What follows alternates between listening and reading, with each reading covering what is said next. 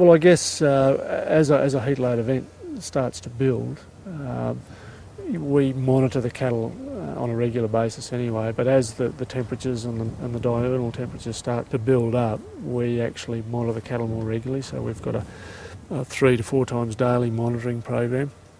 We obviously monitor our feed intakes very closely so that as the cattle potentially start to maybe show signs of decreased intakes, but also cattle behaviour is a very important thing to monitor, particularly that early morning after warm nights. So we monitor cattle, we monitor feed, but then we also monitor our weather very closely, not just the actual weather and the past weather, but we use the Catestone prediction site to actually get a bit of a feel for what's going on in the days ahead, whether that be 1 to 3 to 5 to 6, to just try and get a bit of a feel whether we should be jumping in before we hit the peak heat load period in terms of modifying our rations or increasing the number of water troughs or even potentially changing the way we handle cattle. We might do it early in the morning or late at night as opposed to trying to draft and sort cattle during the day. Triggers are based on feed intake to start with. If it falls below a certain level, if it falls about 15%, which is our current level, based on heat, and obviously there's a little bit of gut feel in that, but if feed intake falls because of heat, we're ready to put the heat stress management plan in place. Also, if the number of cattle of a panting score 3 or above reaches a certain level across the feedlot or even in certain pens, we'll also put the plan in place. Hot nights certainly don't help, and we'll make that call either of an evening or first thing the next morning as to how hot the night has been and whether or not we can touch the cattle the following morning. Generally we're pretty lucky here, as you can see today. It blows every day of the year just about, and a lot of the time it does help us. We're actually a fair way west, and the heat of the day many times doesn't occur till 5 or 6 at night.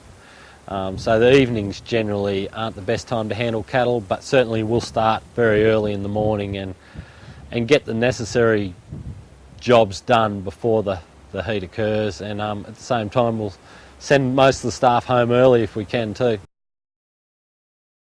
They certainly are, because the cattle don't get the opportunity to dissipate heat, and particularly the larger black cattle, they find it very difficult to dissipate heat if they haven't had those sort of temperatures come down under sort of 19 or 20 degrees during the evening, and you get that constant sort of heat load build up over a number of days if they don't get that opportunity to dissipate heat.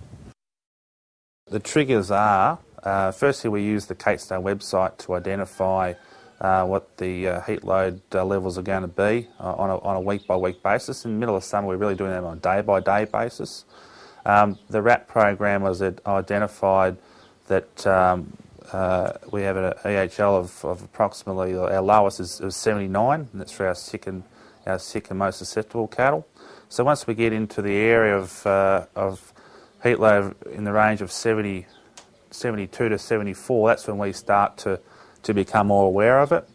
But the triggers really are, we've got to keep an eye on the rainfall. If we see rain forecast, that's probably one of the triggers for us to really be concerned with heat load. We see a drop off in ration 4. That'll be another trigger that we have a heat load event. We also monitor panting scores, and once the panting scores are over 15% of the cattle in the pen, that also triggers our heat stress action plan as well. And the action plan is designed to give every staff member a job, and so the jobs are listed and the staff member's name is listed beside that, so it's a very clear, we have a very clear understanding as to who is going to do what. The education of the staff and also the management of the staff is a very important thing. When heat load events occur, it's a very stressful situation and people react differently, and so having a very clearly defined plan with key roles is very important.